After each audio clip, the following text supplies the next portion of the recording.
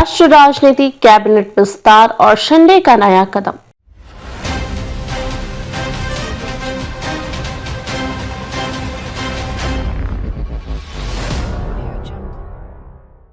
महाराष्ट्र में हाल ही में कैबिनेट विस्तार के बाद राजनीतिक हलकों में हलचल तेज हो गई है। मुख्यमंत्री एकनाथ शिंदे ने अपनी सरकार को मजबूती देने के लिए 11 शिवसेना विधायकों को मंत्रिमंडल में स्थान दिया है। इस विस्तार के साथ ही शिंदे ने अपने प्रशासनिक तरीके और पार्टी के लिए अपनी नई नीति की घोषणा भी की, जिससे यह साफ हो गया कि अब वह सख्त शासन की दिशा में कदम बढ़ाने वाले हैं। कैबिनेट विस्तार के बाद शिंदे की सख्त शुरुआत। मंत्रिमंडल विस्तार के बाद एकनाथ शिंदे ने अपनी सरकार के अंदर सख्ती दिखानी शुरू कर दी है। उनके नेतृत्व में शिवसेना और सहयोगी दलों के मंत्रियों को अपनी जिम्मेदारियों के प्रति गंभीरता और समर्पण की भावना बनाए रखने का संदेश दिया गया है। शिंदे का मानना है कि किसी भी सरकार की सफलता तभी संभव है जब उसके मंत्रियों में काम के प्रति प्रतिबद्धता और पारदर्शिता हो।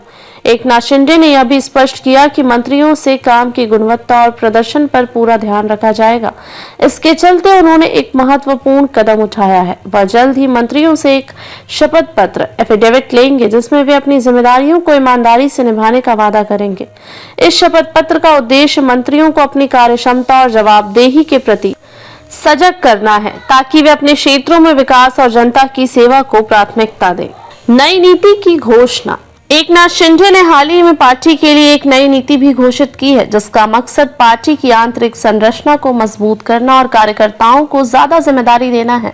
शिंदे का मानना है कि शिवसेना की विचारधारा और उसकी प्रगति को सशक्त बनाने के लिए पार्टी के अंदर नए दृष्टिकोण और कार्यप्रणाली को अपनाना होगा। इस नीति के तहत शिंदे ने शिवसेना के कार्यकर्ताओं से सीधे संवाद और उन्हें मजबूत नेतृत्व देने की बात की है।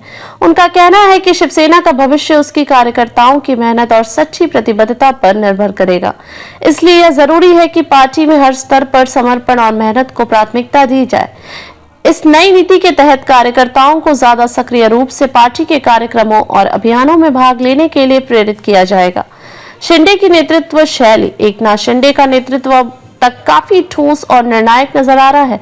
उन्होंने यह सुनिश्चित किया है कि उनकी सरकार किसी भी प्रकार की सुस्ती या लापरवाही से मुक्त रहे। मंत्रिमंडल विस्तार के साथ ही उन्होंने यह संकेत दिया है कि उनके शासन में केवल उन मंत्रियों को और विधायकों को ही जगह मिलेगी जो काम करने के लिए तैयार है। उनका यह कदम पार्टी में एक नई ऊर्जा का संचार करने वाला हो सकता है, क्योंकि महाराष्ट्र की राजनीति में अब तक कई बार सरकारों का कामकाज प्रभावित होता रहा है। राजनीतिक दृष्टिकोण। महाराष्ट्र की राजनीति में एकनाथ शिंदे के लिए यह महत्वपूर्ण समय है। शिवसेना के विभाजन के बाद और उनकी नेतृत्व में सरकार बनाने के बाद शिंदे को अपने वादों को पूरा करने और पार्टी को मजबूत करने की बड़ी जिम्मेदारी सौंपी गई है।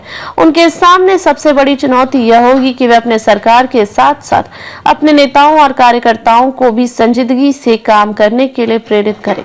उनकी सख्त नीति और शपथ पत्र लेने का कदम यह संकेत देता है कि वे अपने मंत्रियों को पूरी जिम्मेदारी और जवाबदेही के साथ काम करने के लिए बाध्य करना चाहते हैं। इस कदम ने यह भी संकेत मिलता है कि शिंदे अब अपने नेतृत्व को पुख्ता करना चाहते हैं और अपनी पार्टी के भीतर अनुशासन और कार्यक्षमता पर जोर दे रहे हैं। महाराष्ट्र में एकनाथ शिंदे की सरकार ने कैबिनेट विस्तार के बाद अपनी नई दिशा की शुरुआत की है।